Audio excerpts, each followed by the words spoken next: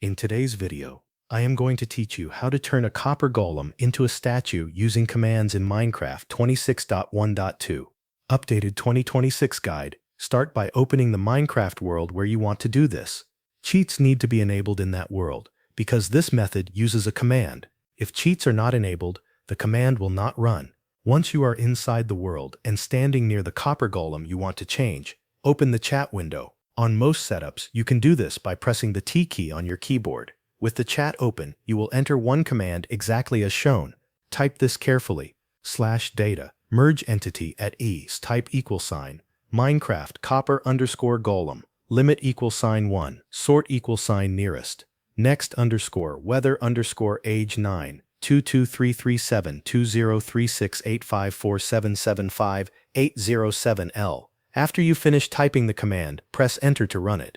This command targets the nearest copper golem and changes its data so that it reaches the fully oxidized state. Once that happens, the copper golem will automatically transform into a copper golem statue. If you have more than one copper golem in the area, this command only affects the nearest one because it uses limit =1 and sort =nearest. That means you should stand close to the specific copper golem you want to convert before running the command.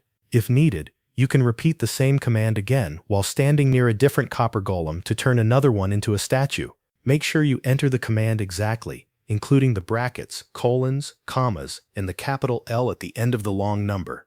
If even one part is missing or incorrect, Minecraft may reject the command or it may not work as expected.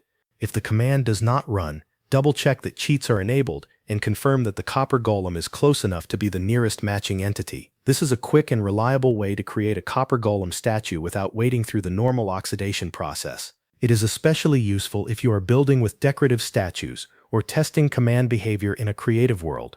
Once the command is successful, the result happens automatically, and the copper golem becomes a fully oxidized statue version. That covers everything you need to know.